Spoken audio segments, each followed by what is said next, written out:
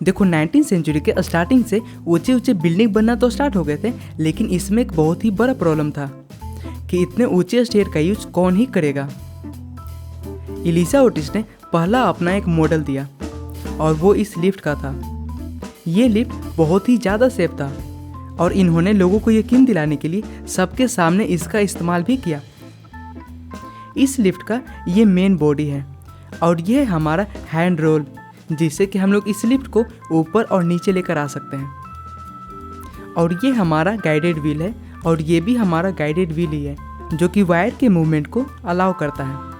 देखो सपोज करते हैं कि एक्सीडेंटली हमारा वायर टूट जाता है, तब इस केस में क्या होगा कि हमारे बॉडी के ऊपर का जो ये रड है ये नीचे के साइड में मूव करेगा, मतलब कि ये स्प्रिंग जैसा वर्क करेगा। और ये जो हमारा स्पेयर है यहाँ पर मैंने ये काउंटर वेट लगा रखा है, ये भी इस सिस्टम को नीचे आने में हेल्प करेगा।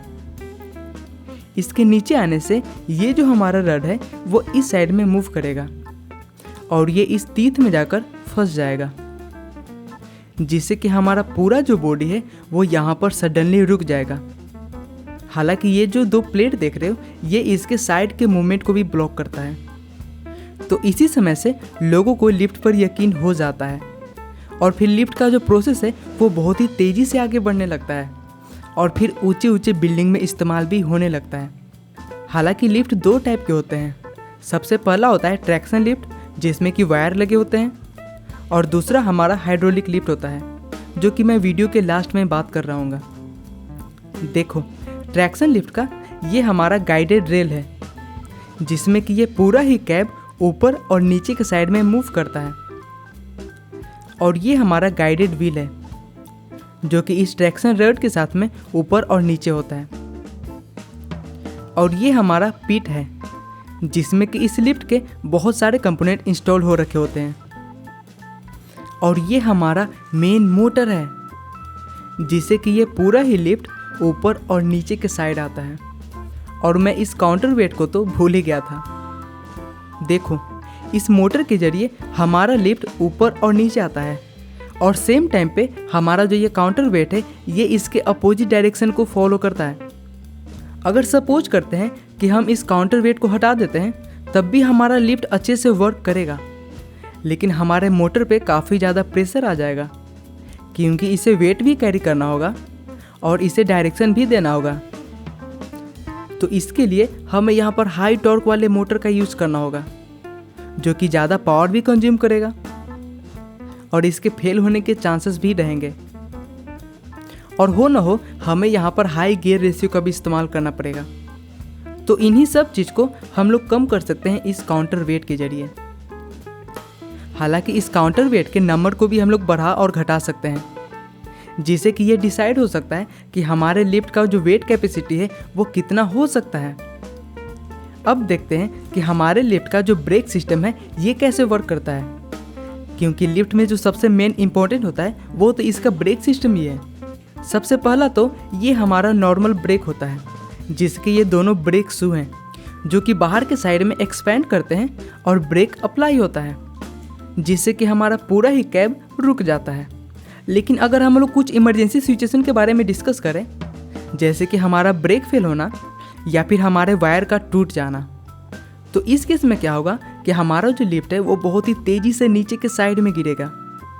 और इस केस में हमारा जो ये इमरजेंसी ब्रेक है ये वर्क करता है।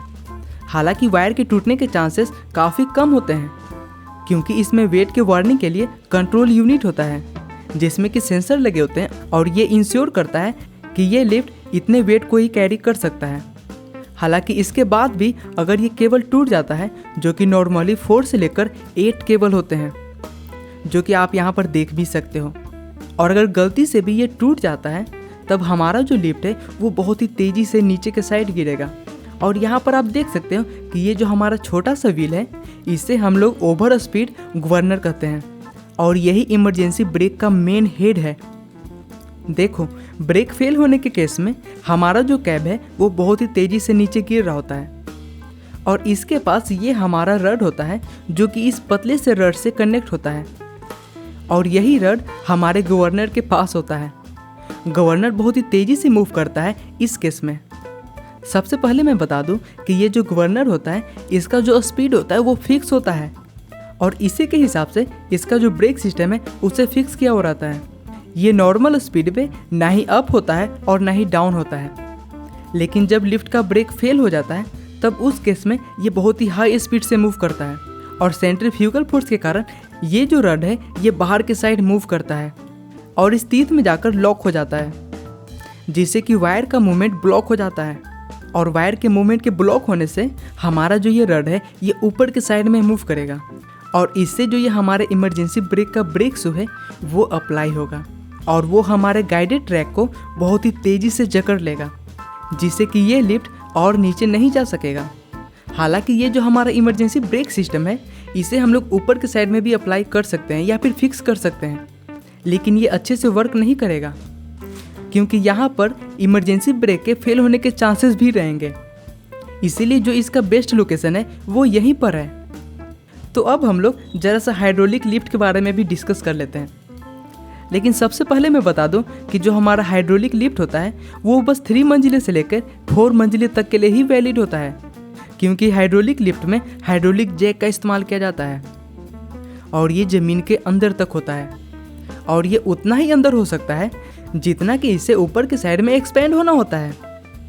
ये हमारा ऑयल टैंक है और जब इसे मोटर की सहायता से पंप किया जाता है तब ये हाइड्रोलिक जैक में जाता है, जिससे कि हमारा हाइड्रोलिक जैक ऊपर के साइड में मूव करता है और इसके साथ साथ हमारा कैप भी ऊपर के साइड में मूव करता है और ये हाइड्रोलिक जैक के साथ ही नीचे भी आ सकता है।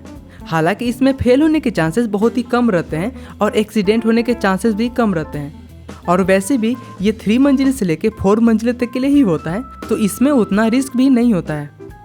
हालांकि हाइड्रोलिक जैक के बारे में मैंने इस वीडियो में बहुत ही डिटेल में बात किया है, तो चाहो तो आप यहाँ से अच्छे से समझ सकते हो।